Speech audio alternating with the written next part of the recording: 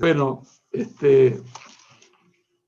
ante todo, muchas gracias al Instituto por invitarme a hablar con ustedes. Para mí siempre es muy grato estar en comunicación con Argentina, un país donde me siento como en mi casa y donde tengo además muy buenos amigos, algunos están ahí presentes.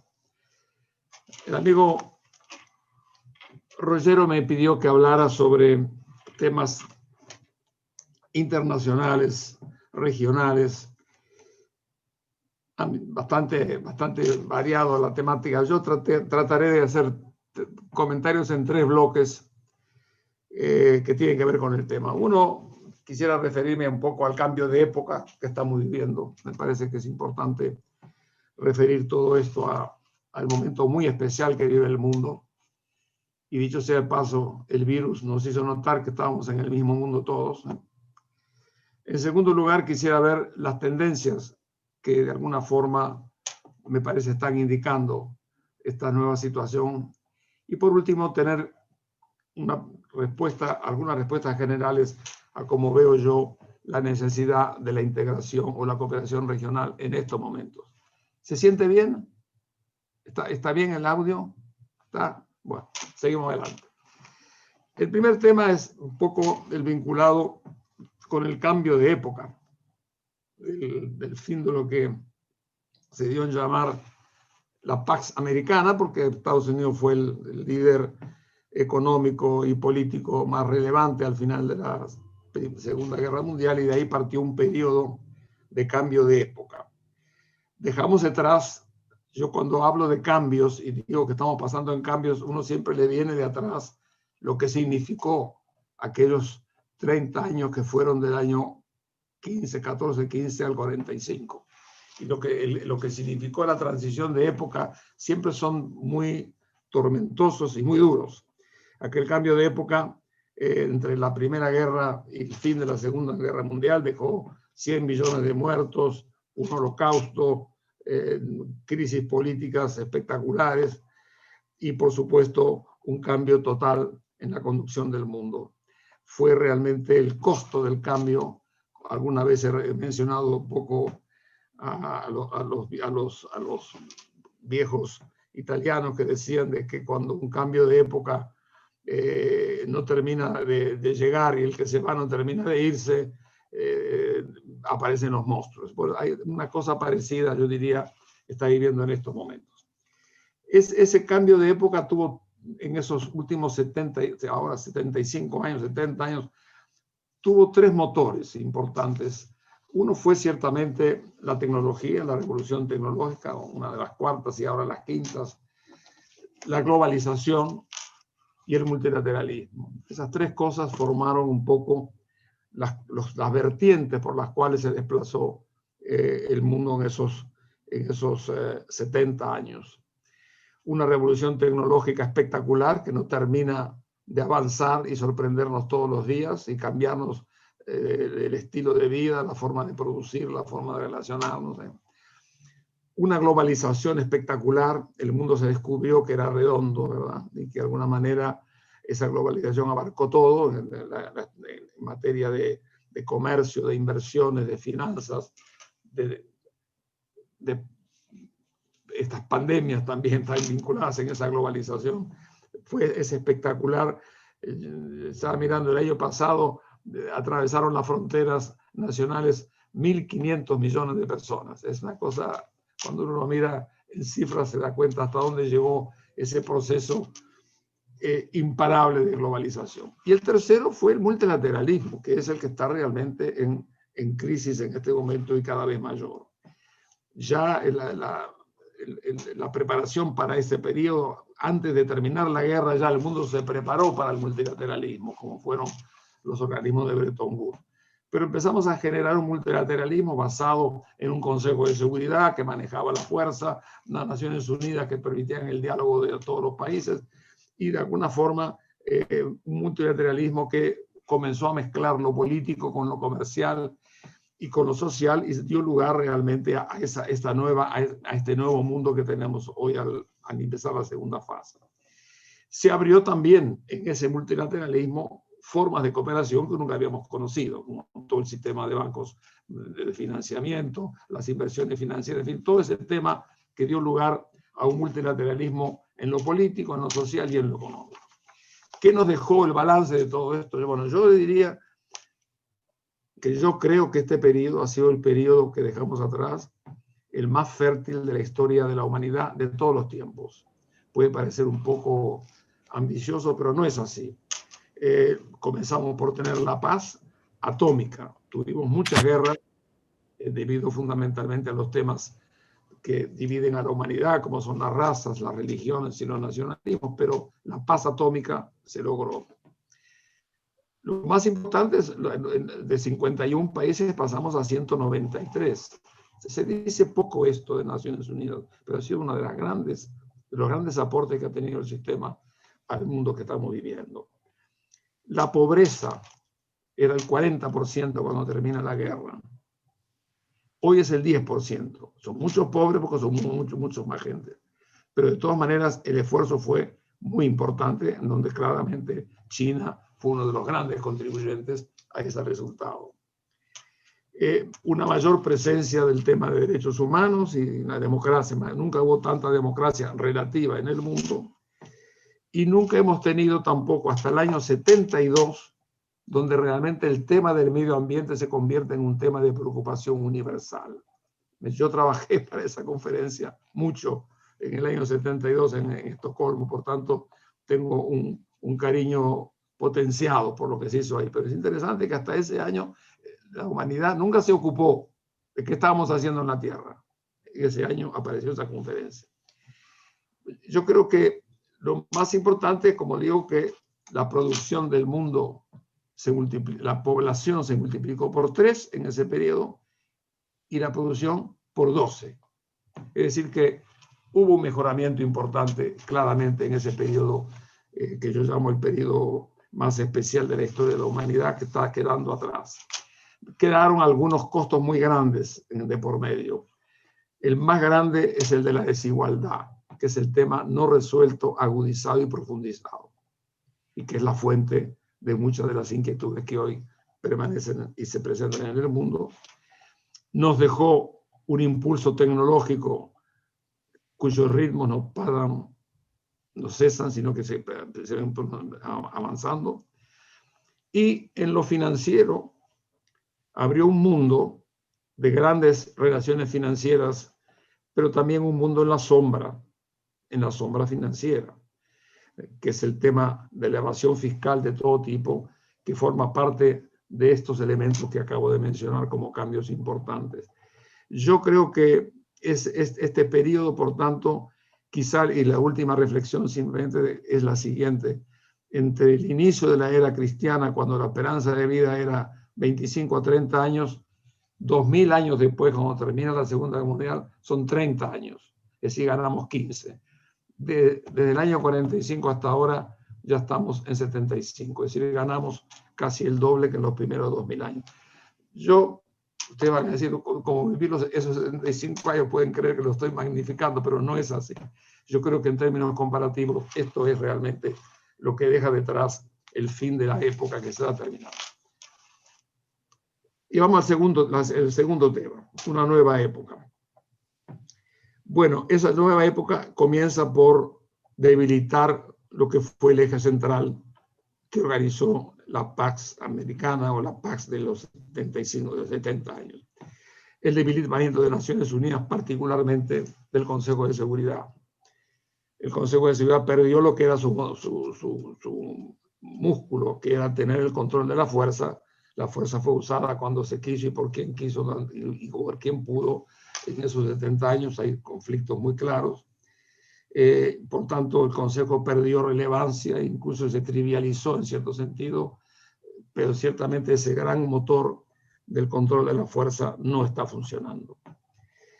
Se producen el surgimiento de aparición de la primera competencia, la potencia mundial, que es China, es decir, el surgimiento espectacular de China en ese periodo nos deja en este momento con un mundo bipolar, con una potencia dominante que sigue siendo los Estados Unidos, pero con un crecimiento espectacular de China, especialmente en el campo de comercio internacional, en el campo del ingreso y sobre todo en el campo de la reducción de la pobreza, que han hecho una espectacular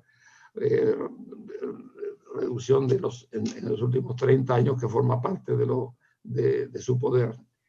Creo que además también se ve afectado en el momento actual las relaciones comerciales, sobre el cual habré de volver más adelante. Pero claramente nosotros, la revolución del comercio se produce por muchos lados, pero uno de ellos es fundamentalmente el lado de las vertientes que se producen en el mundo con las nuevas formas de hacer comercio. El 60% del comercio no tiene certificado de origen, y es además un comercio que está impulsado fundamentalmente por todos los mecanismos de interacción internacional conocidos. Y comienzan a aparecer nuevos sectores, especialmente lo trae esta pandemia, comienzan a aparecer nuevos sectores críticos. Siempre los sectores críticos fue la agricultura, fue nuestro gran dolor de cabeza. Pero ahora aparecen, por ejemplo, los medicamentos, que se han convertido también en áreas de seguridad e entran en el comercio, entran nuevas formas de proteccionismo que están dominando en esta época que estamos viviendo. Yo diría que entre la desigualdad, la perforación del Consejo de Seguridad, a veces el manejo de la seguridad, los temas vinculados con las nuevas formas de proteccionismo en lo comercial, son los que están generando en cierta manera los grandes pilares de ese nuevo edificio que está empezando a construirse. Cuando eso ocurría, nos apareció el fenómeno de la pandemia. No deja de ser sorprendente cuando uno lo mira y ve que en 3 meses la pandemia llega a 190 países. Es un hecho que realmente hace pensar, ¿verdad?, que estamos expuestos a cosas que siempre existieron, pero hoy con la fuerza con que se manejan los problemas, esto es realmente de características sumamente graves, no solo en lo sanitario, sino en lo que está significando como un fuerte impacto sobre el tipo de cosas que venimos haciendo y las que vamos a tener que hacer. Todos sabemos cómo se produjo la pandemia, cómo las primeras reacciones, todos los instrumentos que significó encontrarnos despreparados, no desinformados, porque ya la Organización Mundial de Comercio y algunas agencias habían anunciado que esto podía ser posible, pero nos tomó en general despreparados y sobre todo faltantes del elemento central, que es encontrar la vacuna o el antiviral que pueda hacer frente al problema. Yo creo que el tema económico ciertamente nos afecta mucho porque se trata de una crisis que es a la vez una crisis de oferta y de demanda. La crisis de oferta porque se nos cierran las empresas con los confinamientos inevitablemente, y es crisis de demanda porque la gente no consume lo que consumía, y especialmente se ven afectados sectores, como ustedes saben muy bien, no tengo nada que explicarles, el comercio, el tema del turismo, el tema de los deportes, el tema de la cultura, que son altamente empleadores, están generando una conmoción en el empleo muy importante, que se hace más aguda porque el término del problema todavía nadie podría definirlo con precisión. Se va a terminar como se terminaron todas las cosas, todas las pandemias. El tema es cuándo y cómo. Y eso es lo que está generando problemas hacia el futuro. ¿Qué significan las respuestas de política para esta nueva etapa con que se inicia este nuevo periodo? Bueno, yo creo que una de las primeras cosas se comienza a tener como primera demanda el impacto a las situaciones de emergencia, los sitios que están afectados, los problemas sociales se agrandan en el tiempo y son parte de un componente importante de los costos que hay que pagar por esta cumbre, por esta pandemia, hasta tanto el tema comienza a retroceder. Hemos visto, yo diría también, muy interesante, yo quiero señalar un poco la reacción de la cooperación internacional que se está dando. Organismos como el Fondo Monetario, los bancos regionales, están en una actitud positiva y de alguna manera aflora de alguna forma ese edificio que se construyó en la época anterior y que hoy comienza a tener impacto en cuanto a las soluciones a abordar.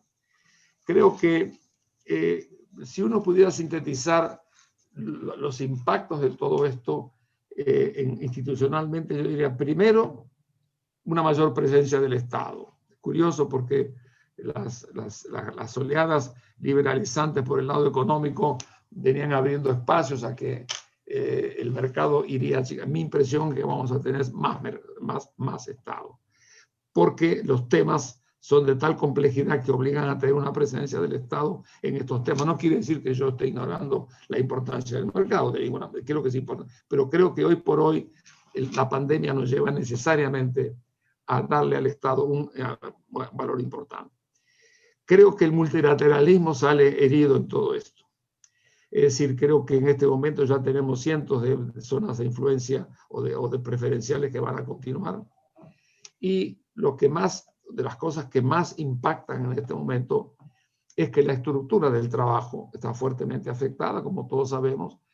Habría de afectarse de todas maneras porque las tecnologías habrían de llegar, pero cosas que iban a ser acomodadas en 10 o 15 años se vinieron de golpe.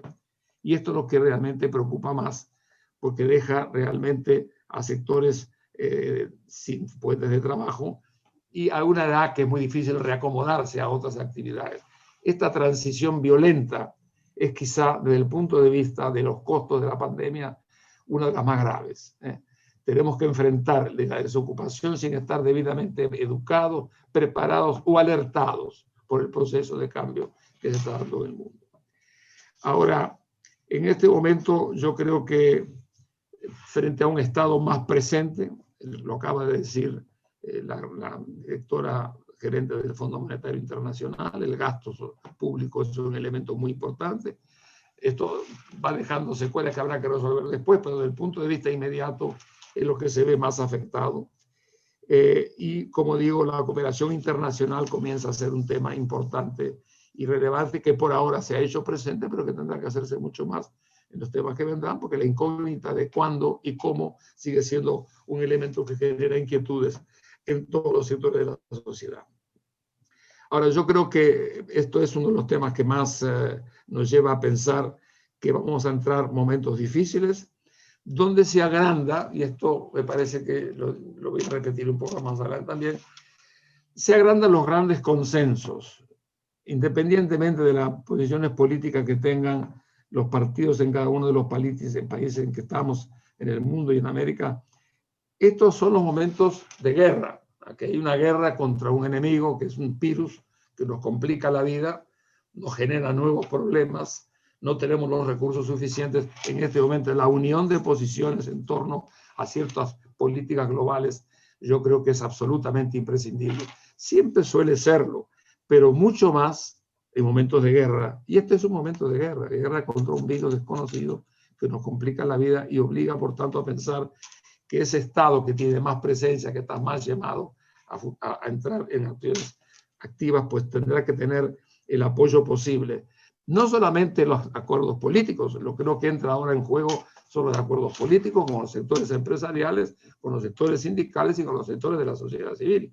Yo creo que es un poco, el ejemplo de la guerra es muy desgraciado, pero es así. Yo creo que este es el momento en donde frente a este enemigo común que se nos viene de encima, pues tener la capacidad de armonizar políticas que tengan el sustento de gobierno, más el sustento de los sectores del trabajo, los sectores de la empresa, y eso se hace todavía mucho más imperativo para enfrentar los momentos que vendrán.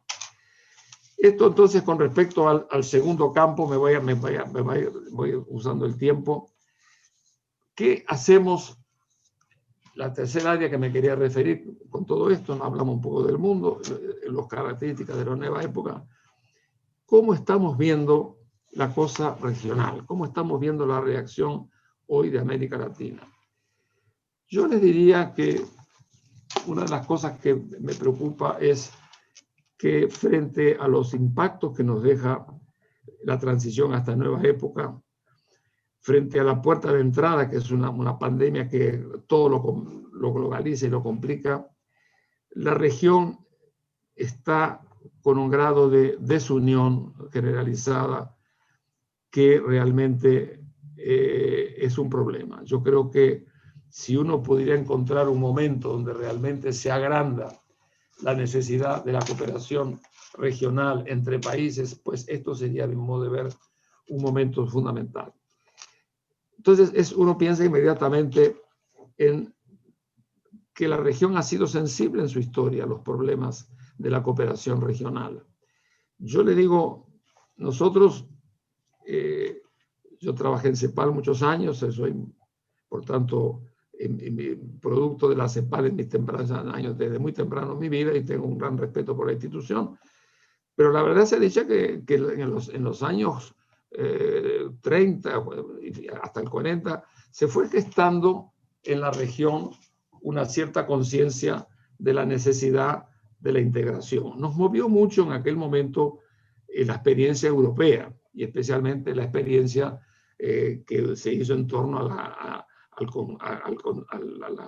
Acuerdo de Roma del 57, y se fue generando en un grupo de personas en aquella época la preocupación por poner en marcha un proceso de integración regional.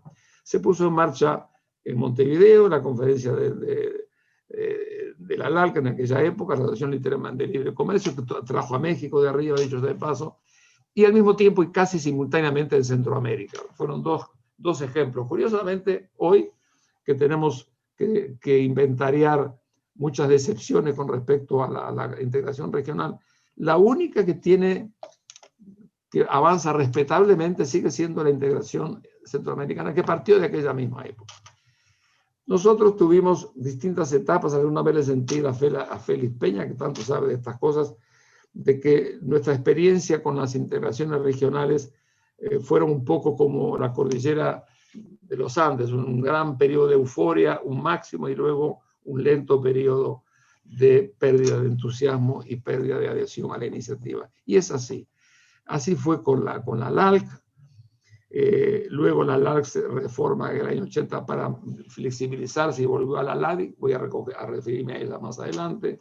Así pasó con el Grupo Andino, que tuvo grandes objetivos muy voluntaristas, pero también tuvo su subida y su bajada. En cierta manera el grupo, como digo, Centroamérica se mantuvo, el del Caribe también con objetivos muy limitados, pero claramente donde hemos tenido mayores frustraciones fue en nuestra experiencia en el lado del Mercosur. Entre otras cosas, el Mercosur avanzó, pero mejor dicho, la LAL avanzó hasta la creación del Mercosur, y los objetivos fueron extremadamente ambiciosos, generó un movimiento de gran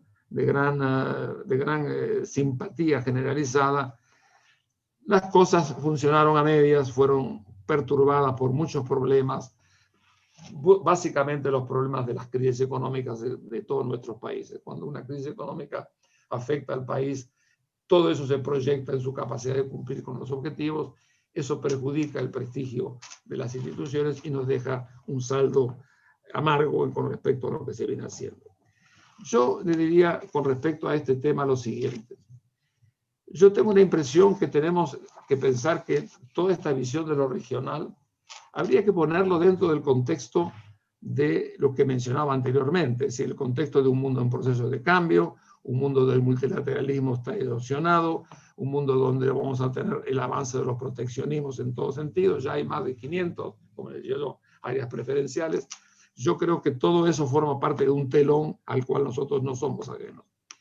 Me da la impresión que con respecto al Mercosur quizás hayamos sido en su momento un poco excesivamente ambiciosos en pensar que íbamos a crear una integración a la europea, y quizá eso nos llevó a las frustraciones posteriores. Yo creo, sin embargo, que este es el momento donde debemos pensar seriamente que hay que darle un espacio a la cooperación regional, pero hay que darle un espacio que nos permita insertar esa cooperación entre un diálogo mayor. Es decir, yo personalmente creo que hay una agenda compartida y que ha sido siempre compartida por nuestros países y va a tener que seguir siéndolo, pero hoy esa agenda se hace mucho más demandada porque tenemos que tener por delante estos nuevos desafíos del mundo en el que estamos entrando. Yo personalmente les diría que en este momento la agenda nuestra quizá tenga que referirse a una institución que se creó como parte de reforma de la LAL, que fue la LADI, que creada en el 80 significó una conjunción de los países que adquirieron cierto grado de libertad para hacer acuerdos regionales, binacionales, y que adquirieron flexibilidad para el trabajar con los sectores del sector privado. Es decir, de alguna forma tenemos una institución que diría lo siguiente: se puede potenciar lo que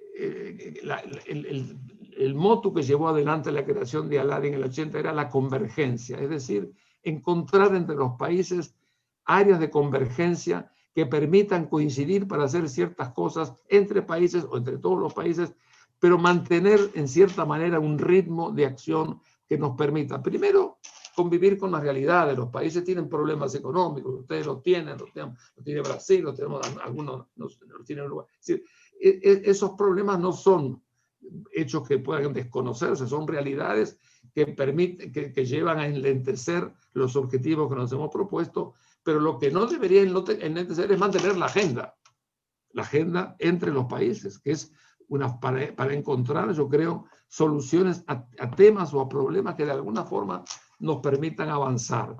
Yo creo que en este sentido, cuando uno ve el futuro de esta nueva etapa que nos toca vivir y ve que hay ciertas cosas que se pueden potenciar, yo estoy pensando, por ejemplo, en todo el tema de la infraestructura, estoy pensando en temas, los grandes desafíos que nos trae la digitalización, estoy pensando en los temas vinculados con las nuevas formas de insertarse en el mundo internacional. Es decir, yo creo que hay una serie de posibilidades que, sin abandonar el tema de lo que ha sido la dinámica del Mercosur y sus nuevas realidades, sin dejar de pelear en las áreas internacionales, es una de las cosas que yo siempre destaco, es que en materia de relaciones comerciales, económicas, América Latina ha sido muy importante, porque América Latina impulsó, estuvo presente en el GATT, fue un factor muy importante además en la Organización Mundial de Comercio, que parte en Uruguay, termina en Marrakech en el 94, empezó en Punta del Este en el 86. Es decir, yo creo que hay toda una dinámica internacional que nos debe llevar necesariamente a incorporar en esa agenda de colaboración la presencia de América Latina en el mundo. La América Latina ha perdido posiciones, esa es mi impresión. Estuvo mucho más presente en su momento, en momentos definitivos. Yo tengo la impresión de que hemos perdido un poco de presencia y eso es un tema que debe, en cierta manera, llamarnos la atención. Pero me parece que hay ahí una reacción importante, es esto que mantiene de mantener la agenda abierta en todas las áreas binacionales y regionales y mundiales. Y al mismo tiempo continuar explorando lo que se llamó en aquel momento el área de convergencia, que yo creo que fue un principio interesante de parte de los gobiernos de la LAL, flexibilizar todo como reacción a una parálisis de la LAL, que entonces pasamos a, bueno, retomar un poco los instrumentos que dejó la LADI, que creó la LADI, podría ser una forma de mantener activa el dinamismo de creación de actividades entre nuestros países. Eso ciertamente implica pensar en el tema de las áreas preferenciales. Yo creo que en este momento el Mercosur ha empezado conversaciones muy importantes con países asiáticos y eso es fundamental. Todo el diálogo con los países del Pacífico sigue siendo importante. Es decir, lo que no debiéramos, me parece a mí, es quedarnos embretados en las rigidezes a que nos lleva normalmente la crisis, como tenemos todos, y sí, en cambio, mantener una agenda abierta que va a servir para, de alguna manera, fertilizar las soluciones a los problemas y nos va a permitir mantener un grado de unidad que me parece muy importante. Lo decimos nosotros, un país chico como es el Uruguay, pues lo estamos mirando, los grandes actores son Brasil y Argentina. En estos casos los dos tienen problemas, los dos están enfrentando políticas de ajuste frente a las situaciones críticas. Bueno, yo creo que eso continuará y de alguna manera eso va a condicionar en definitiva qué Mercosur vamos a querer tener en definitiva. Pero mientras tanto, la agenda viva y potenciar los aspectos que se puedan hacer entre países y grupos de países y una agenda muy activa de negociación internacional no debería ser dañada o debería ser disminuida por las cosas que coyunturalmente nos ocupan a todos y que tienen que ser resueltas. Yo voy a terminar aquí para mantener diálogo con ustedes. Me parece que América Latina tiene un destino, yo creo que, y tiene un destino, desgraciadamente estamos un poco opacados en este momento en la actividad internacional, debemos tenerlo mucho más. Pero cuando yo miro un poco lo que es la dotación de recursos naturales, la potencialidad, somos la primera región exportadora de alimentos del mundo, estamos abriendo espacios en Asia, tenemos posibilidades de profundizar espacios, en algún momento vendrá África también. Yo tengo que de alguna forma, tengo una perspectiva, digamos que esta región dispone de recursos que son realmente espectaculares, como para hacer pisar firme, pero precisamos, sí, tener un cierto grado de pragmatismo en nuestros problemas y mantener una agenda permanente que no debiera estar ocupada exclusivamente de cómo rescatar el nuevo Mercosur solamente, sino que debiera estar ampliado a este tipo de visiones un poco generales. Con esto termino los 3 puntitos y quedamos un poco a la orden. Yo espero poder oírlo, porque no sé, por ahora no oigo nada. Así vamos a ver cómo nos manejamos. Muchas gracias.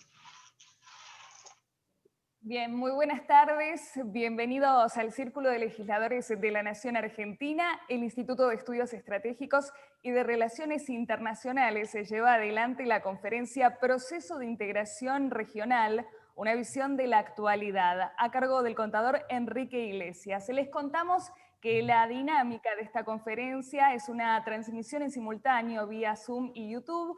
Pueden dejar sus preguntas en los chats correspondientes. Ahora sí, tiene la palabra el señor presidente del Círculo de Legisladores de la Nación Argentina, el diputado mandato cumplido, doctor Daniel Basile.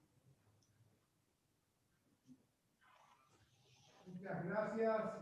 Buenas tardes a todos, en especial al contador y amigo de la Argentina, Enrique Iglesias. Mi más profundo agradecimiento en nombre del Círculo, cuya comisión pluripartidaria se ve gratamente beneficiada con los conceptos y la experiencia que usted nos ha advertido y que la historia ha hecho que siempre haya ayudado a nuestro país.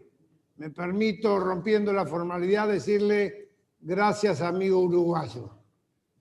El Círculo se ve engalanado con su presencia de los tontos eventos que hacemos y en nuestro trabajo de apoyo a los legisladores en actividad que también pertenecen al Círculo como una rara excepción de todos los círculos de legisladores del mundo y aprovechamos todos estos conocimientos que usted nos brinda para abocarlo en nuestras comisiones de trabajo.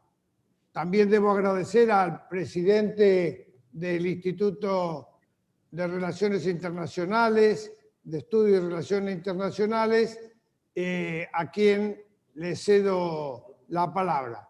Muchas gracias, contador Iglesias.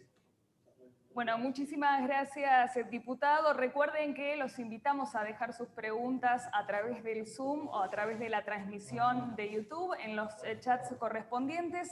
Y ahora sí tiene la palabra el señor presidente del IERI, el diputado mandato cumplido, licenciado Humberto Rollero. Lo escuchamos. Muchas gracias. Primero, bienvenido, doctor Iglesias. Es un placer contar con usted, como dice el señor presidente del Círculo. Esta presencia suya que jerarquiza, y voy a ser muy breve, porque es el reconocimiento a una trayectoria de 40 años de luchar por la integración de América Latina y el Caribe, por la pobreza, por la desigualdad, por la exclusión social, para vencer todos estos flagelos en nuestro continente, y sobre todo usted ha sido un vocero calificado de la expresión de América Latina y el Caribe en el mundo y particularmente en Europa y en Estados Unidos, en los centros de poder. Hemos siempre, por suerte, tenido un vocero altamente calificado que lo ha mandado usted, que puede exhibir no solamente la calidad intelectual de su jerarquía que quedó expresada en esta expresión, en esta disertación que usted ha hecho, sino fundamentalmente exhibir la coherencia de sus actos y de sus conductas que siempre han sido inalterables, lo que son sus principios y sus convicciones. No muchos hombres del mundo pueden exhibir una unión tan fuerte entre pensamiento, acción y coherencia en conducta como usted la que ha manifestado, doctor Iglesias. Solamente le quiero decir dos cosas. Primero, agradecerle al especialista en integración regional, ex miembro del ICTAL y del BID, el amigo Miguel Amuy, que ha permitido y ha gestionado este encuentro con usted, que ha sido un puente muy generoso, que ha permitido que honrarnos a nosotros con su presencia frente a un calificado auditorio que integran diputados nacionales, senadores, presidentes de banco, autoridades, ministros provinciales, legisladores provinciales, entidades intermedias, universidades, rectores, decanos, jóvenes estudiantes y todo el arco empresarial, político, gremial y cultural de la Argentina está escuchándolo con suma atención. Y solamente quiero, por un pedido especial, rendirle una deuda, el reconocimiento, una deuda de gratitud que los argentinos tenemos. Y me lo han pedido específicamente, y por cierto, con el doctor Basile lo hemos compartido profundamente esto. Los argentinos que hemos vivido algunas dificultades en el año 2002, cuando las puertas del mundo se nos cerraban al esfuerzo del pueblo argentino y a los gobiernos de coalición que ahí se generaron, el Congreso argentino, por pedido especial de Basile, Pascual, Eduardo Camaño y todos los miembros que trabajaron en aquel momento, y con un reconocimiento especial del ex ministro de Economía, René Lenikov y Oscar Lamberto, que fueron quienes recuperaron la Argentina en aquel momento tan difícil.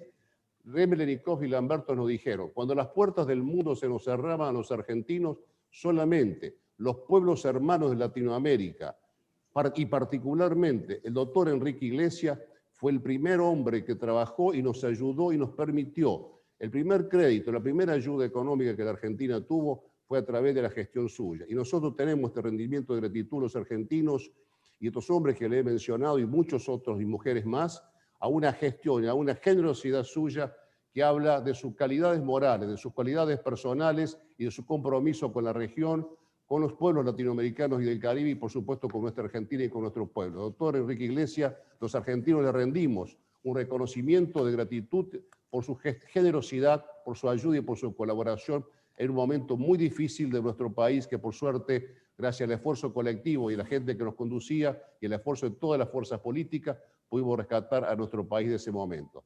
Doctor, muchas gracias, gracias por su presencia y por supuesto iremos a las preguntas y le brindaremos, como dice acá el presidente Basile, un saludo virtual, un aplauso virtual a una exhibición brillante y tan clara como lo que usted ha manifestado. Muchas gracias, doctor Iglesias, y ojalá esta sea la puerta de muchas cosas más. Bien, muchísimas gracias. Comenzamos ahora sí con las preguntas. Recuerden que pueden seguir enviándolas a través de los chats del Zoom o también de YouTube. La primera dice lo siguiente: desde hace años ha planteado la integración física como un factor clave para el desarrollo de la región. ¿Existieron en los últimos tiempos hitos que marquen un avance en la materia? ¿Son las obras público-privadas una modalidad que ayuda a esos fines? Totalmente de acuerdo. ¿Hemos hecho lo suficiente? No. Yo creo que se ha hecho mucho, pero habrá que hacer mucho más. Yo creo que en algún momento las obras, la infraestructura fue un objetivo, pero seguimos invirtiendo, según dice la CAF, la mitad de lo que habría que invertir para mantener la dinámica del crecimiento a largo plazo. La mitad. Si no mal recuerdo, es el 3% del producto que se invierte, habría que invertir el 6%. Quiere decir que la infraestructura sigue siendo un objetivo muy importante y se hace más importante en la medida en que mucha parte del comercio está dependiendo de una infraestructura eficiente. Cuando la infraestructura es ineficiente, los costos aumentan y la capacidad de exportar se deteriora. De manera que creo que habría que hacerlo. Y yo le diría lo siguiente, una reflexión más. Yo no recuerdo un periodo tan largo con intereses tan bajos en el mundo. Esa es una cosa que está y va a continuar. Es decir, la impresión que hay es que los intereses, en este momento los países se están endeudando y por tanto las políticas económicas prefieren apuntar a intereses bajos, como no hemos conocido, que está al 0%. Hoy el endeudamiento cuesta la mitad o la tercera parte de lo que costaba hace 10, 15 años. Entonces, en este momento, el endeudamiento hace cifra, pero no costo de servicio, porque es muy bajo. Entonces, yo creo que eso no es una incitación a endeudarse a lo que dé lugar, no. Significa endeudarse así dijo la directora del fondo, hay que endeudarse guardando los recibitos para darse cuenta que gastamos bien. De manera que yo creo que sí, es un tema que hay que apuntar y me parece que eso une más a los pueblos y une más también a la capacidad exportadora de nuestros países. Ahora la siguiente pregunta para el contador Iglesias. ¿Cómo califica la situación institucional actual del bloque regional en comparación a sus inicios? Mire, las cosas van cambiando, no hay nada que sea igual al pasado, todas las cosas tienen rasgos diferentes. Yo creo que cada país está buscando de alguna manera estabilizar su economía y sobre todo generar condiciones para seguir creciendo. Lo de la pandemia no nos viene nada bien, por supuesto, porque en este momento todos los objetivos están orientados a sostener el gasto social y mantener a la gente con ingresos mínimos para subsistir. Pero yo creo que en términos generales, nosotros las condiciones de crecimiento van a sostenerse una vez que logremos administrar el proceso y poner las expectativas a funcionar. Tengo la impresión, además, que hay que no perder de vista que en el mundo que vendrá, o en el mundo que estamos, ya digamos, en cierta manera, la América Latina dispone de recursos naturales. Somos el primer exportador de alimentos del mundo. No el primer productor, que lo es la China, pero se lo comen todo, y me importan más. Pero nosotros tenemos, eso es importante, a eso se une la otra gran riqueza que significan los recursos mineros, que son muy abundantes, y por supuesto los recursos energéticos. No alcanza esto, ¿cierto? No alcanza eso, eso es una base importante, pero yo creo que desde el punto de vista del futuro atraen las inversiones y sobre esa base que podemos construir nosotros las políticas que nos permitan mejorar la cantidad y calidad de la producción y servir, por tanto, los objetivos sociales. Bien, muchísimas gracias. Ahora saludamos y le cedemos la palabra al senador Jorge Tayana.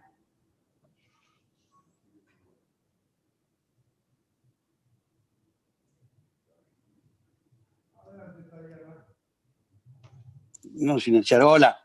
Enrique, un gusto, un placer verte nuevamente.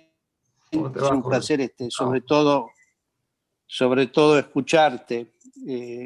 Yo estaba pensando en dos preguntas. Una primera era, ¿cómo ves la salida, o sea, la post-pandemia? Porque para esquematizarlo y hacerlo en blanco y negro, uno puede pensar una salida, bueno, se acaba la pandemia y el proceso de recuperación es más o menos rápido, o lo que yo tengo la triste sospecha, en realidad la recuperación va a ser un proceso lento y largo. O sea, esa sería una primera pregunta. Y eso, si es así, va a tener indudablemente muchas tensiones sociales internas y tensiones internacionales. Esa es la primera pregunta. Y la segunda es local. En términos de la región y de lo que tú planteaste, así como viste señalás lo de la LADI como un instrumento a utilizar y a revitalizar, ¿no crees que la vieja cuenca del Plata, desde el punto de vista de la infraestructura y de lo que ahí se ha hecho, porque ahí hemos hecho entre todos los países cosas que son bastante interesantes, no podría, sobre todo desde el punto de vista de la energía y de la comunicación por la hidrovía, no podría ser también otra herramienta importante para retomar elementos de integración y de desarrollo común? Esas serían las dos palabras. Y de nuevo, un placer escucharte y además me uno a ese homenaje a vos, bueno, que te conocemos desde mucho, de cuando fuiste canciller, de cuando estuviste en el BID, de cuando estuviste en la Secretaría Iberoamericana, es decir, siempre un amigo de todos los latinoamericanos y una voz sensata tratando de limar diferencias, de juntar sectores. Así que un ejemplo y muchas gracias, Enrique. Gracias, Jorge. Te puso blanco el pelo, Jorge, ¿eh? Sí, sí. Te conocí con... Bueno, a mí también, pero a mí se me cayó distinto. Bueno, las dos preguntas. La primera, yo creo como vos también que esto va a durar más de lo que pensamos.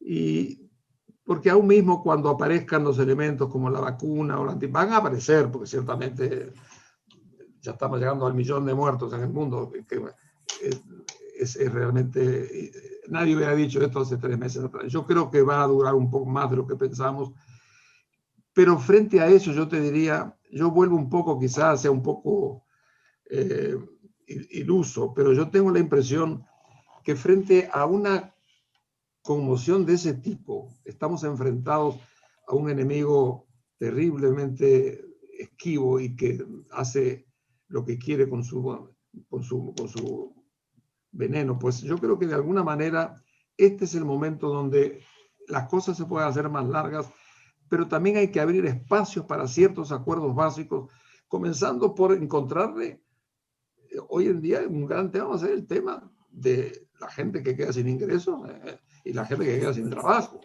Son dos cosas que si esto dura más, se convierten en cosas realmente muy difíciles de administrar, pero mucho mejor administrarlas con políticas globales a las cuales la gente pueda creer que quede un poco a las fuerzas sociales o a las interpretaciones. A mí me parece que esto que, por supuesto, sin entrar en detalle, pero es muy claro lo que quiero decir. Este es el momento en donde los países tienen que encontrar puntos comunes y concertados con la sociedad, porque esto puede durar más. Esto no es una aventura, va a dejar secuelas importantes. Lo segundo que estás preguntando, claro, la cuenca del Pantanal. Yo me alegra mucho, llegó al ADI, han elegido los gobiernos a un gran uruguayo que es Sergio Abreu, que es una persona que tú lo conoces y que ha vivido toda su vida pregonando un poco este tema de integración regional.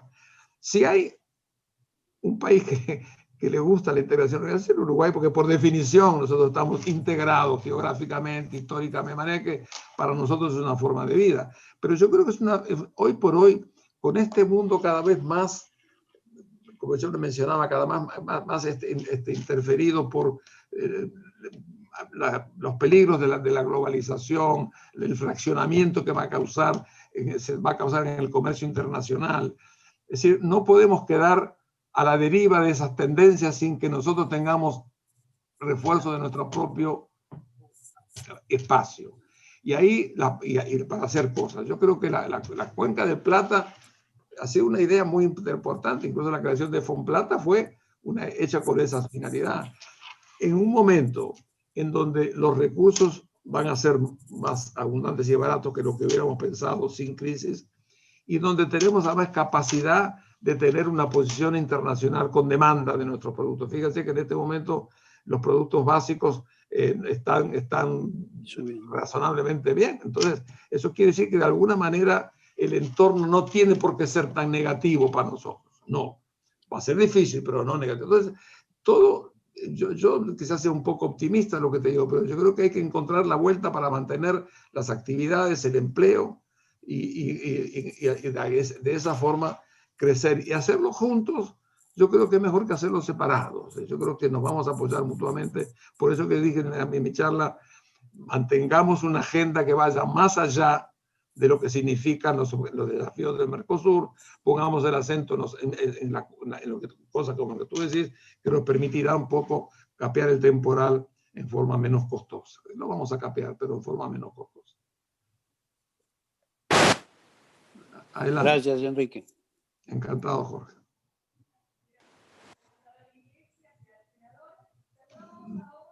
Cedemos la palabra al presidente del Banco de Inversión y Comercio Exterior, José Ignacio. La verdad que no estoy oyendo. No la estoy oyendo.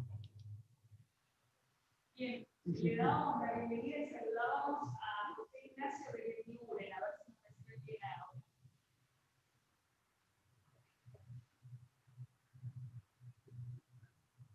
Yo no. Jorge, tú me quieres traducir qué se dijo, yo no.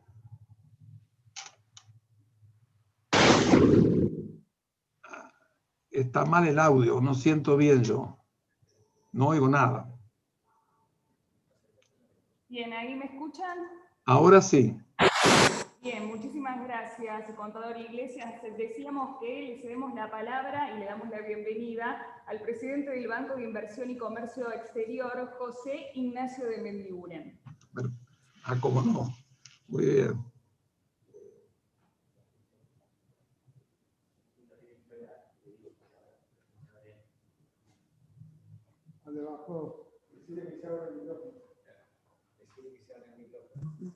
Hola, hola, Ahora. hola, ¿me escuchan? Sí, sí. Dale. Hola Enrique, ¿cómo estás? Muy Qué bien, gusto encontrarme. Pero y para mí también, y para mí también, encantado de verte.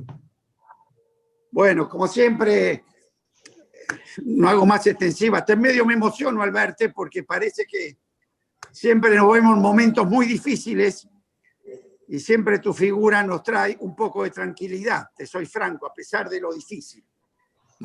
Yo creo que, como tú dices, sí, va a ser muy complicada la salida.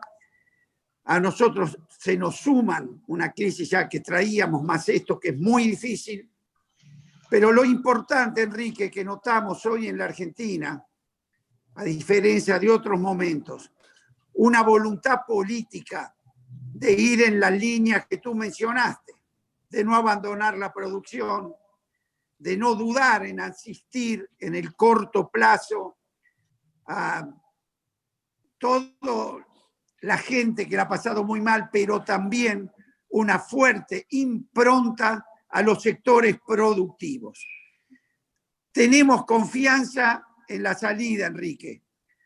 Tenemos confianza. Argentina tiene los recursos, no solamente humanos, sino naturales que decimos, pero también tiene una particularidad que tiene un capital en poder de los argentinos que no está dentro del sistema financiero, que es nuestro desafío como gobierno incorporarlo al sector productivo. Si en esta nueva etapa, casi es un PBI entero, Enrique, tú lo sabes, que los argentinos por distintos motivos hoy no lo tenemos incorporado al sistema productivo. Si nosotros damos la respuesta, como tú dijiste, y como pudimos hacer en el año 2002, que fue liberar los recursos productivos de la Argentina, liberar esa energía productiva que Argentina tiene y financiada, si tenemos éxito, por los mismos argentinos a través de su repatriación o su incorporación otra vez al sistema productivo, creo, Enrique, que tendremos una salida un poco más rápida que el resto. Me encantaría verte, sé lo que nos ayudaste en aquel momento tan difícil.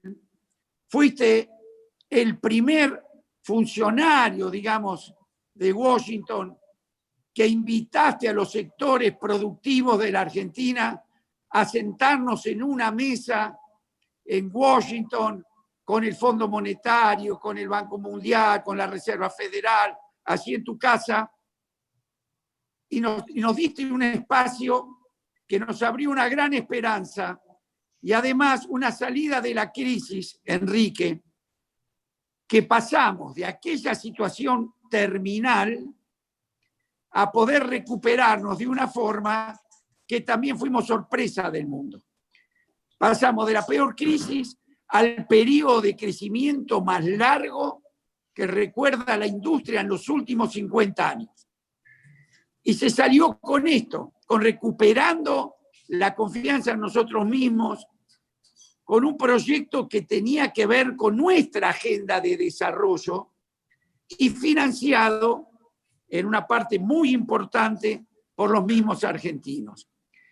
Necesitamos estas palabras tuyas, yo te aseguro, no pueden ser más oportunas, que nos vuelven a dar tranquilidad ante la dificultad que pasamos y la esperanza que con estos activos que describiste, si somos capaces, que esto solo depende de nosotros, de liberar esa energía productiva, la Argentina el año que viene puede tener un repunte importante. Nos gustaría mucho, Enrique, si es posible, poder seguir estas charlas contigo. Claro, Tienen el valor de lo técnico, pero también el valor de lo moral, el valor de la reconstrucción de la esperanza, que para mí es tan importante como lo técnico. Y tú para la Argentina significaste eso. en aquel momento. Así que esperamos contar, Enrique, en esta oportunidad, como antes también, contigo. Te mando un abrazo enorme, muy afectuoso. Muchas gracias, muchas gracias. Bien, muchísimas gracias. Les recordamos y les pedimos, por favor, que las preguntas se las hagan por escrito a los respectivos chats, ya sea vía Zoom o vía YouTube. Vamos ahora con la siguiente pregunta. ¿Cree que el mundo podrá implementar las políticas necesarias para evitarnos la gran amenaza global del cambio climático? Pregunta de Alieto Guadani. Bueno, hoy por hoy te diría que estas cosas que están aconteciendo en el mundo están abriendo cada vez más una conciencia crítica de la necesidad de ocuparse de eso, ¿verdad?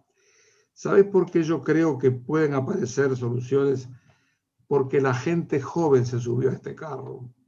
Yo lo veo, sobre todo en Europa, lo he visto cuando la gente joven se embarca en este tema, defendiendo el planeta en el que van a seguir viviendo.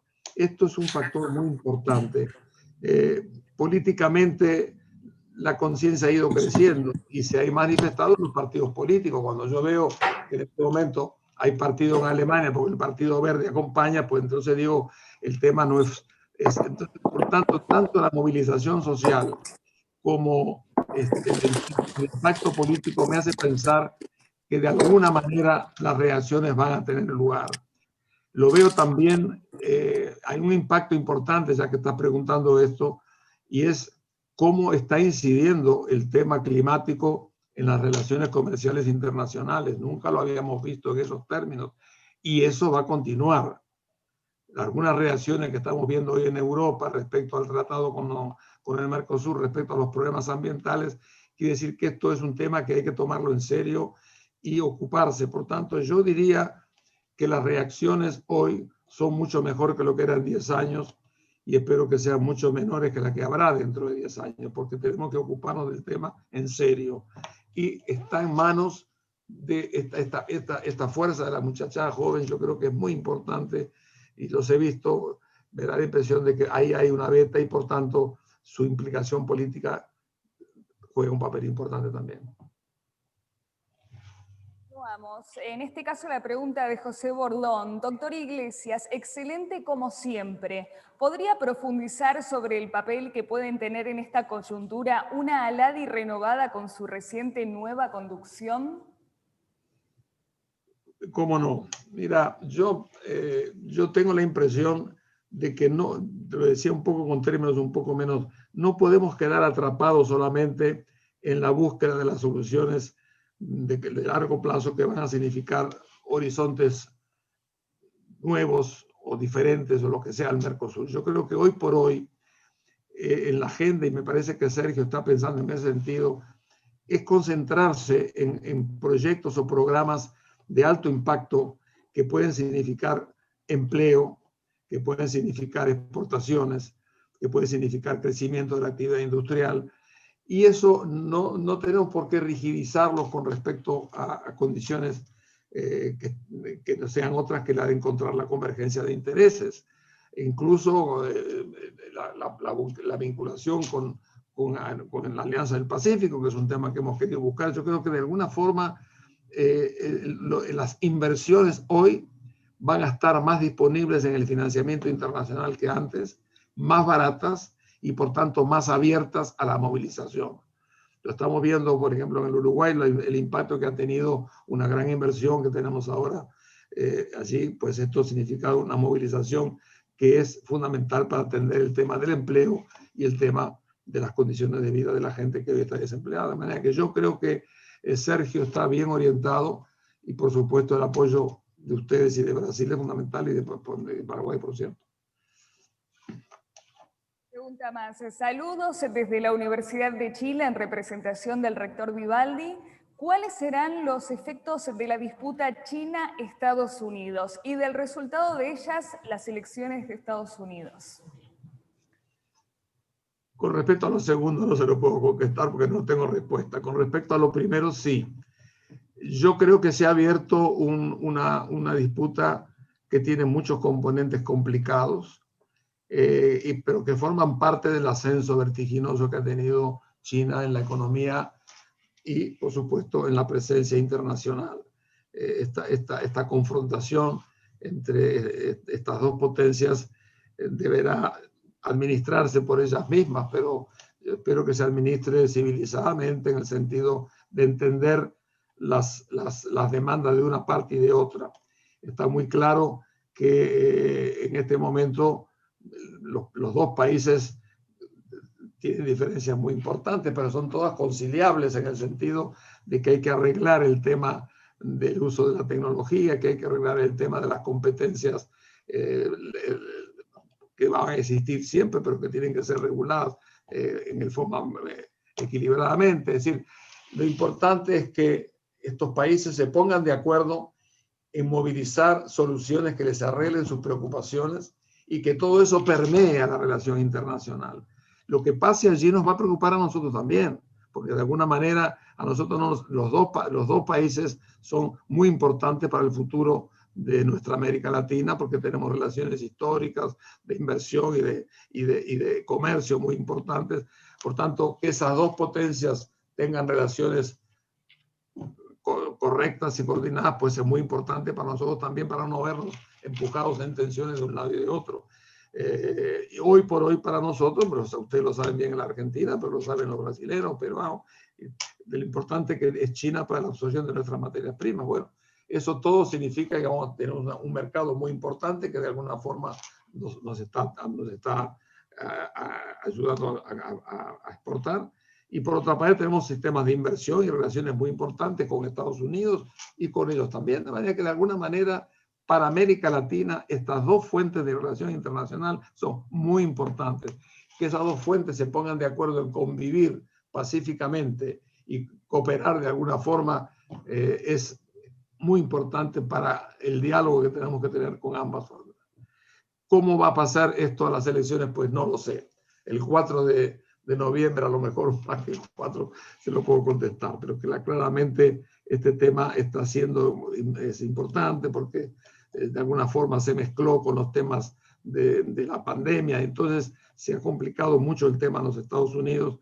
Debemos pensar que el votante americano lo haga con sentido común y que vote por lo que considera mejor, y en todo caso eso va a tener influencia claramente en un tipo de relaciones que es muy importante para el futuro de la humanidad. Bien, muchísimas gracias por las respuestas y por toda la exposición que ha sido muy clara. Lo escuchamos ahora al licenciado Rollero. Iglesia, primero agradecerle su presencia, su generosidad y la posibilidad de pensar. Usted tiene un marco reflexivo sobre los consensos y la búsqueda de los acuerdos.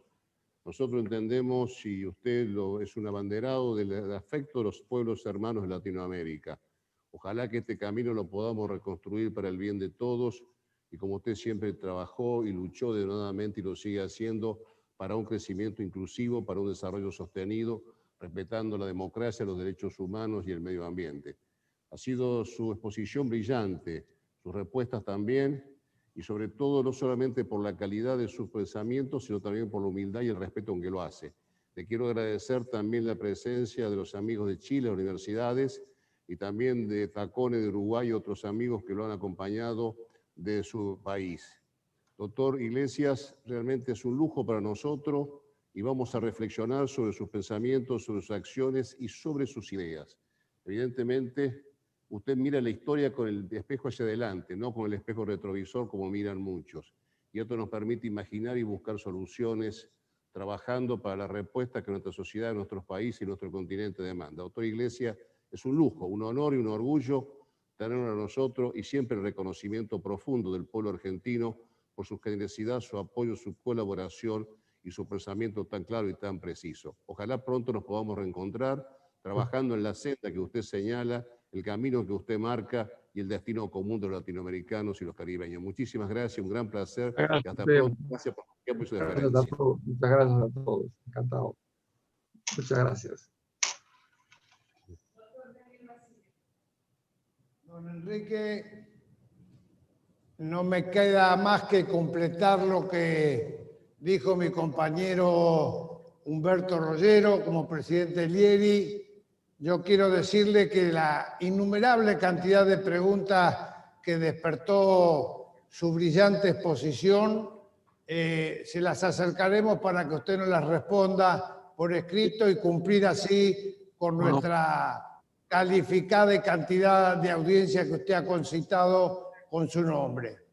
Y como somos hombres de fe y de esperanza, porque somos ancianos, no viejos, somos ancianos que tenemos objetivos todavía para servirle a nuestra sociedad y de apoyo a los legisladores en actividad y a nuestro querido pueblo y los pueblos de Latinoamérica, es que yo tengo mucha fe en que el año que viene, cuando esto se disipe, podamos invitarlo a compartir un asado acá en nuestro círculo, como acostumbramos a hacer los uruguayos y los argentinos.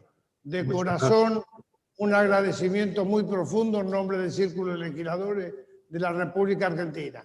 Gracias, don Enrique. Muchas gracias, muchas gracias. Bien. Muchísimas gracias.